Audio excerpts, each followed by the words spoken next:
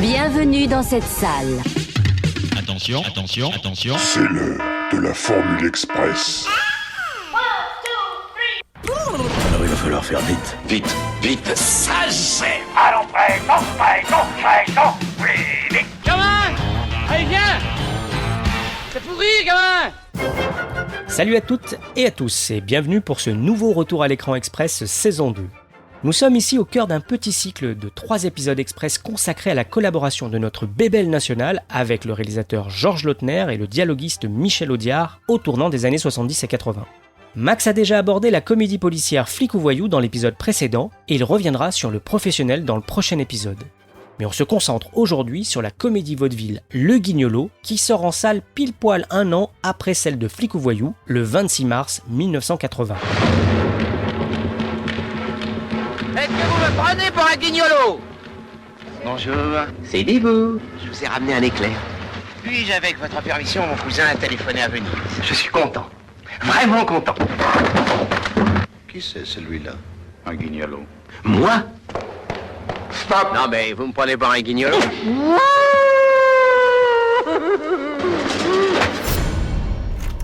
Le guignolo du titre, c'est Alexandre Dupré, un voleur qui vient tout juste d'être libéré de prison.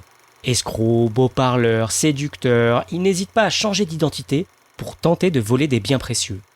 Tour à tour, Alexandre de Vallombreuse ou encore Maharaja Biboudi Bouchian, il rate régulièrement ses forfaits, mais avec panache. Un jour, dans un avion pour l'Italie, il est sollicité par un inconnu pour passer la frontière italienne avec une mystérieuse mallette. Cette mallette contient en réalité un microfilm caché dans un briquet qu'une horde d'espions tente de récupérer. Quand il sort au printemps 1979, Flic ou Voyou frôle les 4 millions d'entrées, dépassant carrément au box-office annuel Alien, Moonraker et même l'homme d'acier, Superman. Il est fort notre bébelle. La Gaumont propose évidemment au duo Belmondo-Lautner d'enchaîner sur un deuxième film, ce que toute l'équipe s'empresse de faire. Sans surprise, on retrouve au scénario le duo gagnant de Flic ou Voyou, Jean Herman et Michel Audiard. On a travaillé ensemble, Herman, Audiard et moi. Enfin, on s'est enfermés tous les trois et on a essayé de trouver des situations amusantes. Et on peut pas dire qu'il y a un auteur de scénario qui a toute la responsabilité ou non, c'est un travail un peu collectif. Vous savez, la recherche d'un gag, ça, c'est pas une chose qu'on peut faire tout seul chez soi. On le sort pas d'un tiroir. C'est en bavardant. En Amérique, il y a des équipes entières qui travaillent. Oui, alors c'est en bavardant, en discutant qu'on a l'idée d'une situation un peu baroque. Mais au lieu de prendre un autre roman solide avec un bon personnage, d'y réfléchir pendant 6 mois et patati et patata, Lautner, Herman et Audiard partent sur la déconne. C'est une alternance récurrente dans la carrière de Georges Lautner d'ailleurs. Juste après le succès des Tontons Flingueurs, une comédie policière dopée à la réalisation, il enchaîne avec Les Barbouzes, qui est une déconne totale. Même si l'histoire des Barbouzes est moins bien construite, que le film est probablement moins bon que les Tontons Flingueurs, et qu'il repose aussi avant tout sur ses acteurs, Lautner et son équipe avaient carrément envie d'aller plus loin dans le rire. Faire un film, c'est lui consacrer une année entière minimum, et pour Lautner, raconter toujours les mêmes histoires, c'est pas son truc quoi. Il préfère la variété des sujets, passer d'un registre plus ou moins sombre à un autre plus léger et inversement. Cette fois, le nouveau scénario du Guignolo est un alliage de comédie et d'action dont l'histoire sert avant tout de prétexte à des gags qui s'accumulent. Des femmes trompent leurs maris, les maris trompent leurs femmes, des gens entrent, d'autres sortent, mais pas forcément par la porte. Bref, on est en plein vaudeville. Mais ça n'empêche pas un petit commentaire politique malicieux. Si on regarde bien, même s'il est sympathique, le personnage de Belmondo est quand même un bel escroc, avide d'argent, ce qui le conduit précisément à être récompensé à la fin par l'Élysée. Le message est on ne peut plus clair. Au nom du président de la République et en vertu des pouvoirs qui me sont conférés, je vous fais officier de la Légion d'honneur. Il s'agit donc d'un film humoristique, à la croisée du vaudeville, de l'opérette et de la comédie italienne. Car oui, l'action se déroule en grande partie en Italie, précisément à Venise, la ville de l'amour. D'ailleurs, le premier titre du scénario, c'est le pigeon de la place Saint-Marc, avant d'être finalement remplacé par le guignolo, un mot totalement inventé pour l'occasion. Mais au moment de la sortie du film, Lautner et Audiard, qui sont de grands farceurs, ont assuré qu'il s'agissait d'un véritable terme italien désignant un escroc minable qui se donne beaucoup de mal pour rater ses coups, mais avec panache. En tout cas pour tout le monde, ce titre permet d'évoquer l'Italie et aussi de faire rimer Guignolo avec Belmondo. Justement, durant l'écriture, Belmondo veille au grain. car la star est coproducteur du film via sa société Cerrito Film qu'il fonde en 1971. Dans les années 70, Cerrito Film produit ou coproduit les films avec Bébel comme Dr Popol de Claude Chabrol, Stavisky d'Alain Resnais, Le corps de mon ennemi d'Henri Verneuil, L'Alpagueur de Philippe Labro, L'Animal de Claude Zidi et aussi Flic au voyou. Être producteur permet à Belmondo de garder un œil sur le scénario, le choix des réalisateurs et aussi d'imposer clairement d'être à l'écran au moment des cascades. Et il en profite aussi pour pousser les scénaristes un peu plus loin, comme le raconte Georges Lautner. Quand on raconte une scène à Belmondo, il la voit et il commence à la jouer. Et il la joue sous un angle qui lui est complètement personnel. Et comme il aime bien ces décalages comiques, il nous embarque dans une direction où on n'aurait sûrement pas été parce qu'on n'aurait pas osé le pousser. On avait besoin que lui s'adapte à la situation et qu'il commence à jouer en baroque. Alors quand il commence à jouer comme ça, nous on n'a qu'à embrayer derrière, la situation s'adapte à son personnage et chacun apporte quelque chose. Lors d'une scène clé, Belmondo pilote le hors-bord qui fonce à travers la lagune, monte et traverse le quai à Venise pour finalement faire une entrée fracassante dans l'hôtel d'Agnelli. Le bateau s'arrête dans la loge du concierge et Belmondo se présente. Michel Audiard détaille très bien le travail d'écriture avec Belmondo. Au niveau du départ, de la construction de l'histoire, alors là, il est très très regardant. Et il y a des scènes qui sont discutées des journées entières chez lui. On va à rue des Saints-Pères, on se met autour de la table, on déjeune, on discute. Par exemple, on avait l'idée du canot, tout ça, il tapait dans le quai et puis il rentrait à l'hôtel. Or, lui a eu l'idée, ça allait de lui, de faire rentrer directement le canot dans le Danieli. C'est assez rigolo parce que Jean-Paul est à la fois la star du film mais est aussi le producteur du film. Alors là, il y a un espèce de paravent qui se crée. Il ne pense pas une seconde qu'une séquence comme ça va coûter beaucoup d'argent. Il n'y pense pas. C'est sympathique, pense acteur. C'est sympathique. Là, l'acteur l'emporte totalement sur le producteur. Peut-être qu'après, une fois couché le soir chez lui, il se dit... Je ne reprendrai plus cet acteur. C'est peut-être pas la bonne idée, mais... S'il doit choisir, c'est toujours le comédien qui l'emporte sur le producteur. Et justement, le tournage du film démarre à l'automne 1979, d'abord en France, puis à Venise. Et la séquence du bateau, assez dangereuse, demande à elle seule 2 mois et demi de planification. La cascade est mise au point par Michel Berreur, en collaboration avec Claude Carliez et Rémi Julienne, et elle nécessite la fabrication d'un tremplin avec des pieux enfoncés dans l'eau pour pouvoir monter sur le quai. Georges Lautner a toujours une certaine appréhension quand il s'agit de tourner les cascades de Belmondo. Ici, il y a plusieurs dangers. La vitesse du bateau, les vagues, les autres bateaux qui passent, le bateau qui peut se casser ou se retourner sur le quai. Car ce bateau de mer a un fond arrondi. Il risque donc de se coucher avant d'avoir parcouru les 40 mètres de quai nécessaires pour atteindre l'hôtel. Michel Berreur a l'idée de rajouter des petites roulettes sur chaque côté du bateau, comme sur les vélos d'enfants, pour que le bateau reste droit. Ensuite, à la fois pour protéger l'hôtel d'Agnelli, mais aussi le bateau, un grand mur de carton est placé devant l'hôtel. La cascade est filmée à plusieurs caméras et se passe à merveille. Belmondo descend même sous les applaudissements de l'équipe. Dupré. Alexandre Dupré. J'ai réservé. Parfaitement, monsieur Dupré, oui. La suite royale. C'est ça, la suite royale. Autre tour de force, Belmondo est suspendu sous un hélicoptère au-dessus de Venise. Il porte un haut de forme noir et aussi un caleçon blanc à pois rouge conçu par Belmondo en personne. Un look qu'on retrouve d'ailleurs sur l'affiche. Avant de tourner la fameuse scène, Belmondo doit faire 6 fois le tour de Venise, accroché à l'hélicoptère très fortement secoué par le vent. Même s'il est évidemment sécurisé par un harnais qui le maintient, la cascade n'est quand même pas facile. Et là encore, toc toc badaboum, me voilà, tout fonctionne. Cette adrénaline est stimulante pour Jojo la cascade. Les cascades, ce qui est bien, c'est toujours c'est bien avant, parce qu'avant il y a une petite appréhension, donc la veille, tout ça, ça donne une petite excitation. Le jour où on l'a fait, il y a une grande excitation, et le soir, c'est la fête de l'avoir fait, donc c'est des très très bons souvenirs. J'espère pouvoir faire ça encore longtemps. Comme sur Flic au voyou, c'est encore Henri Decaë qui fait la lumière du film. Ce grand chef opérateur a une carrière longue comme le bras, lézardée de films mémorables. Écoutez donc, il a signé la photographie de la majorité des films de Jean-Pierre Melville, Bob le Flambeur, Léon Morin, Le Samouraï, Le Cercle Rouge, tout ça c'est lui. Mais on lui doit également aussi Ascenseur pour l'échafaud, Le Beau Serge, Les 400 coups, Plein Soleil, La Tulipe Noire, Le Cornio, Le Clan des Siciliens, La Folie des Grandeurs ou encore Mordin pourri et Inspecteur la Bavure. Excusez du peu. À part l'équipe d'écho, le reste de l'équipe française est quasi identique à celle de Flic au voyou. Que ce soit le cadreur, l'ingénieur du son ou encore les responsables des costumes, de la coiffure, du maquillage, tout le monde est ravi de refaire un film ensemble. On retrouve d'ailleurs également la même équipe de comédiens, Georges Perret, Michel Beaune, Tony Kendall, Maurice Ozell, Philippe Castelli et Charles Gérard. Mais aussi 2 charmantes comédiennes italiennes entourent Belmondo. Tout d'abord la pétillante Mirella D'Angelo, qui joue Sophie la voleuse dans le premier acte du film. Et aussi Carla Romanelli, qui incarne Gina, qu'on retrouve impliquée dans une escroquerie vaudevillesque d'Alexandre Dupré, des séquences succulentes, pleines de chassés-croisés, dans lesquelles on retrouve avec bonheur Michel Galabru, qui joue le rôle d'un ancien complice d'Alexandre. Ça va? Non, ça va très bien. Il n'est pas là, le bougre! Il est enrugé! Allô, chef. Là! J'en suis sûr! La faim, la soif, le débusqueront! À moins que je le tire au travers de la porte! Oh, madame. Monsieur? Qui êtes-vous, monsieur? Le mari, monsieur. Me narguer un jour d'anniversaire? Sortez, monsieur! Sortez d'où vous êtes!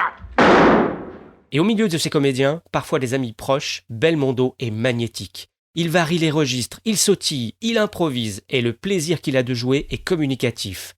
Et la collaboration avec Georges Lautner se passe à merveille. Il s'amuse en faisant ce qu'il fait. Il fonce, il prend un risque.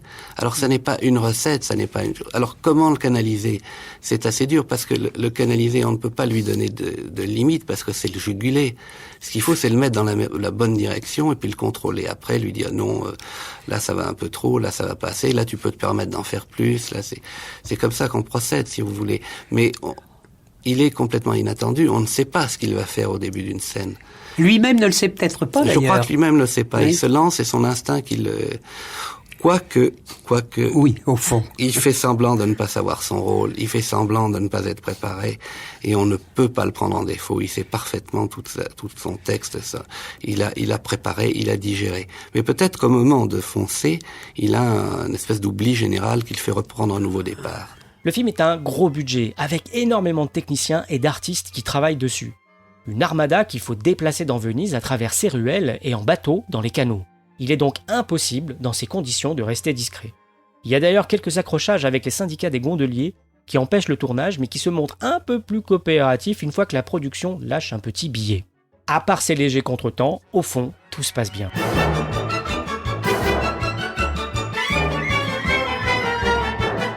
Le compositeur Philippe Sard signe une fois de plus la musique du film. Comme en témoigne le générique d'ouverture, Sard a bien compris le principe d'opérette du scénario. Il cherche donc ses influences musicales du côté de Jack Offenbach, notamment son opéra bouffe La vie parisienne. Mais le Guignolo a également des relents de films noirs dans des séquences plus calmes et mystérieuses. Sa musique intègre donc également l'emploi d'un harmonica joué par le célèbre harmoniciste Toots Thielemans, collaborateur de Quincy Jones, qui a déjà officié sur les bandes originales de Sugarland Express de Spielberg, Get Up on the Peckinpah ou encore Midnight Cowboy. L'alliage audacieux de ces deux styles convient parfaitement au film. Le montage a lieu à la fin de l'année 1979 avec la même monteuse de Flic ou Voyou, Michel David, et se poursuit jusqu'en mars. Le film est même terminé 6 jours seulement avant la sortie. Selon les propres aveux de Georges Lautner, il n'y a pas de vrai scénario dans le Guignolo. Il est joli, il est bien fait, il y a Venise, il y a Belmondo, et il y a des nanas qui meurent sans raison. Personne n'est vraiment fier de l'histoire. Et ils savent tous que la critique aura la dent dure. Et sans surprise, la critique leur tombe dessus. Pourtant, cela n'empêche pas le Guignolo de rester 4 semaines d'affilée en tête du box-office de Paris. Et lancé en grande pompe, le film atteint même les 2 800 000 entrées sur toute la France. C'est 1 million de moins que Flic ou Voyou, c'est vrai, mais au box-office annuel, le Guignolo fait mieux que Le Roi et l'Oiseau, Shining, Les Blues Brothers, 3 hommes à abattre avec le pote de Belmondo Delon, et encore L'Homme d'Acier, Superman 2. Il est toujours aussi fort, notre bébelle. C'est vrai? C'est qu'on raconte sur vous? Dites toujours, je rectifierai. On dit que vous êtes voleur. Marchand de tableau. Un marchand de tableau est un voleur inscrit au registre du commerce. Moi, je suis espionne. Et ça marche? Vous êtes content? Aujourd'hui, ça va. C'est pas pareil tous les jours. Si c'est indiscret, ne répondez pas. Vous travaillez pour qui? Pour la France. Ah, si c'est pour la France. Figurez-vous que j'avais peur de trahir tout une certaine réserve. Mais alors là, ça va changer, vous me dites. Le film est disponible sur les supports physiques DVD ou Blu-ray, mais aussi en VOD et SVOD, et il est disponible aussi sur Netflix. Vous savez, les avis, c'est comme les trous du cul. Tout le monde en a un. Comme annoncé la dernière fois, il y a un petit changement dans la Formule Express pour cette saison. Chacun d'entre nous va accueillir régulièrement un invité qui viendra nous parler de ses souvenirs et ses impressions liées au film du jour. Pour ce cycle Belmondo, Lautner, Audiard, il s'agit simplement d'échanges entre Max et moi, mais tout cela évoluera au cours de la saison. Salut Max. Salut. Comment tu l'as découvert et quel est ton rapport avec le film ? Alors, je l'ai découvert à la télévision, je l'ai découvert sur FR3. Ah ouais. Pour les plus jeunes, l'ancêtre de France 3. Diffusion en prime time. C'était déjà, à l'époque, c'était déjà un film qui était multi-rediffusé à la télévision. Et je suis certain de l'avoir découvert un soir au milieu des années 80 ou fin des années 80, je sais plus. Et comme Flic ou Voyou, en fait, voilà, c'est un film que j'avais pas vu ni en VHS, ni nulle part, ni au cinéma, machin. J'étais toujours impressionné par le charisme de Belmondo, et Belmondo, voilà, c'était quelque chose.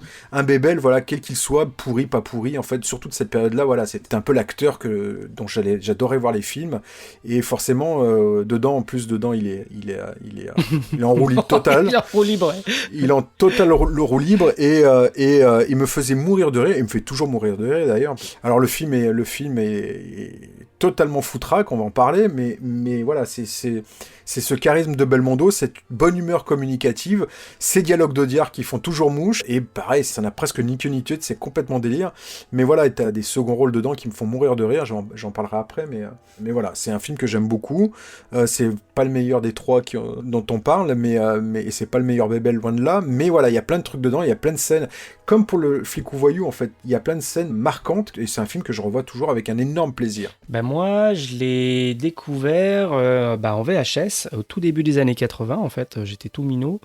D'ailleurs, la plupart des bébels de cette époque-là, à l'exception du Flic ou Voyou, comme je disais la dernière fois, où je suis pas très sûr de l'avoir découvert en VHS, je pense que je l'ai peut-être découvert à la télé, mais je connaissais son existence via les bandes annonces. Bah là, c'est en VHS, notamment les VHS qu'avait mon oncle, en fait. Moi, j'avais un oncle qui m'a donné un peu le virus de la VHS, du DVD, et lui, il avait déjà une collection affirmée, déjà là, au tout début des années 80, avec pas mal de films d'horreur et tout ça, et aussi les bébels. Et cette cassette-là, j'ai dû la mater et la remater, mais pas mal de fois. J'avais 4-5 films comme ça. Il y avait d'autres films, notamment des films de Bruce Lee, des trucs comme ça, que je regardais régulièrement.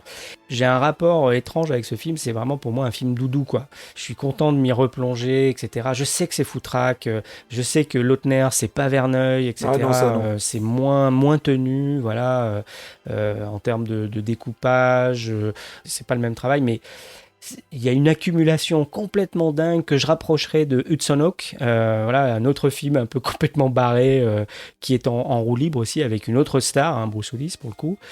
C'est un peu le même type de truc, voilà, c'est un mélange de Arsène Lupin, pseudo James Bond, on sait pas trop ce que c'est, etc. Mais c'est ultra efficace, et il y a plein de scènes qui sont géniales, toutes les têtes des seconds couteaux, encore une fois, comme Galabru, tout ça, c'est hyper chouette. Moi, je sais pas, je trouve le film irrésistible, tout en reconnaissant qu'il a ses limites, que c'est pas un chef-d'œuvre du cinéma et tout ça, mais je sais pas, pour moi il est irrésistible, c'est comme un bonbon, quoi. Ouais, voilà, bon après, on vous cache pas que si on l'aimait pas, ce film-là, on n'en parlerait pas oui, dans ce podcast, ouais. mais non, mais voilà, c'est pareil, c'est totalement foutraque, le scénar, il a été quasi improvisé, les mecs se sont fait plaisir, alors il y a les scènes de cascade dont tu as parlé, les scènes la scène où il est suspendu à l'avion, en caleçon, t'as la scène, mais il y a toutes ces scènes cette scène de Comédie Boulevard où il est caché dans le placard, avec Galabru, avec les acheteurs japonais du Canaletto, voilà, tout ça c'est totalement délirant. L'histoire on retrouve Tony Kendall d'ailleurs, cet acteur italien, oui, qui jouait l'inspecteur Ray dans Flic ou Voyou, on le retrouve avec ce tueur avec son laser. Voilà, il y a quoi comme scène? Alexandre de Vallombreuse, c'est tout le début qui est complètement délire, quand il est en bibou. Bibou dibouchant. Voilà, il y a toutes ces scènes au début à la prison avec quand il revient de perdre. Enfin voilà, il y a les scènes aussi avec Henri Guibé. Je parlais des seconds rôles. Ah ouais. Il y a Henri Guibé qu'on voit pas dans les autres, qui est pas présent dans les autres films dont on parle là, mais dedans avec ce rôle de faux plombier qui est aux écoutes, avec son rire ultra communicatif. Voilà. Après, il y a plein de conneries, il y a plein de choses aussi qui sont un peu limites dans. Ouais. Mais voilà, c'est encore une fois, c'est un gros délire. Ça n'arrête pas. Il y a des cascades de partout, il y a de l'humour de partout. On va à Venise, on va après on traverse la France. Enfin, le truc se finit dans une usine à pâtisserie. Enfin, c'est n'importe quoi, mais en même temps, c'est tellement délire. Tout ça pour finir aux Invalides avec le film se conclut quand même par une réplique mythique de Michel Audiard. Vous savez quelle est la différence entre un con et un voleur? Et Georges Géret qui lui répond non, et Belmondo qui dit « Les voleurs, ça se repose ». Voilà, c'est encore une fois, oui, le film n'est pas un grand film, le film est plein de défauts, notamment de scénario, parce que quasiment tout a été improvisé et que les mecs se sont surtout amusés, mais quel délire. Et Bébel, c'est pas quelqu'un qui tire la couverture à lui. Bien sûr, c'est lui la star, bien sûr, c'est lui qui ramène tout, mais il aime bien faire venir des gens qu'il aime aussi autour de lui, à qui il renvoie la balle et à qui il donne des personnages hyper marrants. Et les seconds rôles existent dans ces films-là, quoi. Quand on parle de Michel Galabru dans le film, voilà, il a un vrai personnage hyper tordant, le Canaletto, c'est génial. Et voilà, et on retient autant ce qui se passe avec les autres que ce que Belmondo fait lui-même. C'est ça que je veux dire, en fait. C'est pas que pour Belmondo, c'est vraiment l'entourage aussi qui est avec lui. Il sait qu'il a aussi besoin des autres aussi pour briller. Il brille, hein, pas de problème. Il est devant, pas de problème. Mais sans les autres, ça serait plus compliqué. Et typiquement, la scène du hors-bord, s'il n'y a pas le Philippe Castelli qui l'accueille dans le hall de l'hôtel Danieli, l'impact de la scène n'est pas le même. Donc le ressort comique, et pareil, tu as raison de souligner, tous les échanges qu'il avait avec Galabru et cette scène de comédie de boulevard, s'il y a pas Galabru, ça tombe par terre. Ça tombe par terre, voilà. Ça fonctionne presque sur Galabru, en fait. Et c'est vrai que Belmondo avait cette intelligence de ne pas annihiler totalement la présence des autres et des seconds rôles, quoi. C'est aussi pour ça qu'on fait ces 3 épisodes-là aussi, c'est parce qu'on veut parler aussi de Bébel, parce qu'on a été touché par sa disparition, même s'il est âgé, que c'est l'ordre naturel des choses, ça nous a touché parce que c'est quand même quelqu'un qui a partagé aussi nos rêves de gamin aussi, il y a un peu de ça, et c'est quelqu'un qui est très lumineux. J'en parlais sur Flic ou Voyou, pour le Guignol, c'est la même chose. En fait, il y a ce côté doudou de voir ces films-là, parce qu'on va revoir comme si on revoyait un vieux pote, ou un pote, en tout cas, qui nous fait marrer, et Belmondo, c'était ça, c'était le charisme, c'était cette présence, c'était ce côté solaire, comme tu le dis très bien, et ce côté, le pote qui nous fait marrer, qu'on est content de retrouver, content de voir, et que si on sait qu'on est un peu dans le bad, il est là, il va nous faire marrer, il va nous remonter le moral. Bébel, c'était ça. Voir un film avec Bébel, c'est ça, en fait. En tout cas, de cette période-là, je reviens vraiment, parce que après, la carrière de Bébel est riche, et il y a beaucoup de diversité dans sa filmographie, même si les gens ont tendance à la résumer à cette période-là, malgré tout, même si c'est parce que c'est la plus populaire, mais c'est aussi parce que c'est cette période-là où il était le plus solaire, quelque part, et qui crevait l'écran, et que son charisme était là, était le plus présent à l'écran, quoi. Donc pour moi, le Guignolo, ça reste un film hyper doudou, et c'est pour ça que j'adore le revoir, et que je ne peux m'empêcher de le voir à chaque fois qu'il est diffusé, parce que voilà, c'est juste voilà, ça me fait du bien. Point barre. Pareil. Ben voilà, on espère qu'on vous a de nouveau donné envie de voir ou probablement revoir le Guignolo.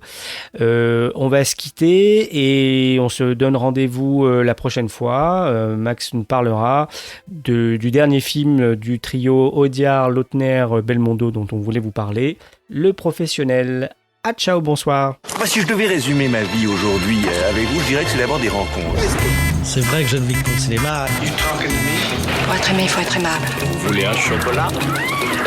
C'était pas ma guerre. Back and full force. Quelle est votre devise? Je m'appelle Bond. James Bond. Vous délirez totalement là. C'est ça qui permet de voyager à travers le temps. La vie a plus d'imagination que nous. J'espère que je ne vous apprends rien. Vous êtes un mélancolique. Mélancolique, mon cul.